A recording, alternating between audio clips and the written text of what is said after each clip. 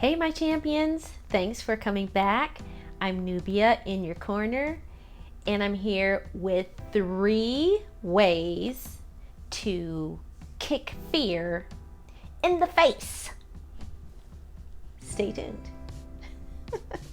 Okay, so let's all come to an agreement or an acknowledgement that fear is real. Fear is so real that, to give you an example, when I moved to Arizona, that was a fear in and of itself to move from Chicago, but I was really ready to move. But when I moved, I didn't have any network, and I was so afraid to reach out to a contact that I had been given that I just took no action. It took me forever to take action. And letting that fear rule me was just not a good feeling. I eventually overcame it, but there was so much excuses. There were so many excuses that I made that I was like, oh, they're going to think I'm a fraud. They're going to think this and that of me. I'm going to be rejected. They won't get back to me. I'm not good enough. There were so many random thoughts going in my head when I am reminded of this saying that you miss 100% of the shots you don't take. So, to get into it, fear is real. Fear has a purpose. Fear's job is to help we humans help us to stay alive, make sure that we don't die. So fear is real. Fear has a place.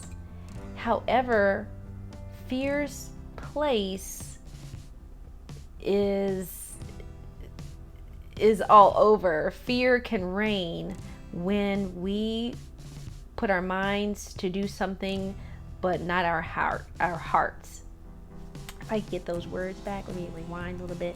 Fear has a place. However, fear is out of place when we have our mind set to do something, but fear interferes with our heart.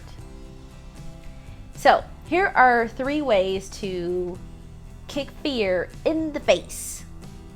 When you're faced with a project that you want to do that you know is for the better, you know that it's going to be a great contribution, you know that you have something to offer, you know that you want to be a better person, you know you need to grow, the world needs something that you have,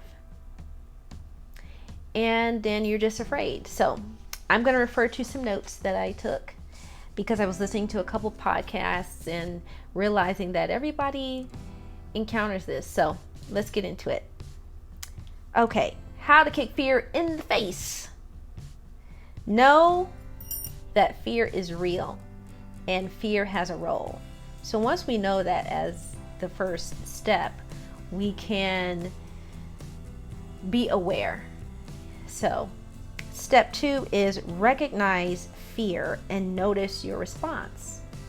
And that brings me to the 7 faces of fear that I listened to during a podcast called the Afford Anything podcast.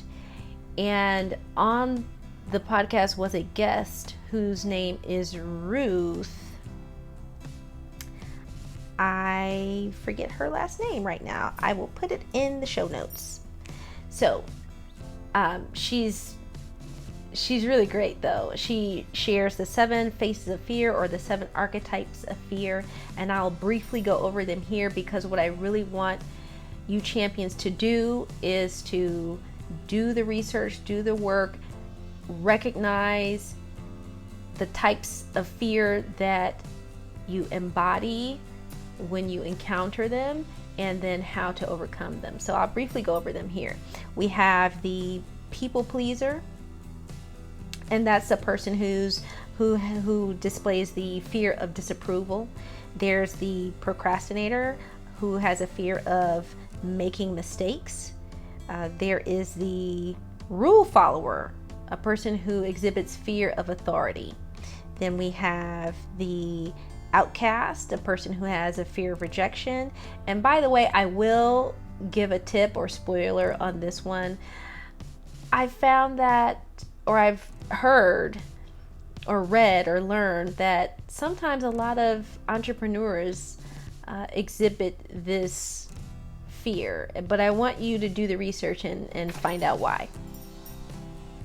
So after the outcast, then there's the self-doubter. And by the way, these are in no particular order. This is just the way that I wrote them down. So we have the self-doubter who exhibits a fear of inadequacy. There's the excuse maker who exhibits the fear of taking responsibility. There's the pessimist who has the fear of pain or adversity. So those are the 7 archetypes or 7 faces of fear. So once we recognize fear as step 2, notice your response. And one of those 7 faces of fear would be your response. Once you recognize your response, then you can take action. And that leads me to step 3. Ask yourself, when you recognize that fear and recognize the type of fear that you're exhibiting, ask yourself, what action step can I do right now that is so small that I cannot fail? And I've taken this tip from Ryan Levesque. Ryan Levesque, I've heard through the Jim Kwik podcast. And Ryan Levesque is the author of 2 books, and he calls it making a micro commitment. So ask yourself, what action step can I take right now while feeling this, acknowledging this fear, and do it right now, the smallest step that I can take where I know it is impossible to fail. Let me give you an example. Let's say you're the self-doubter and you have a fear of inadequacy. Okay, so you recognize the fear.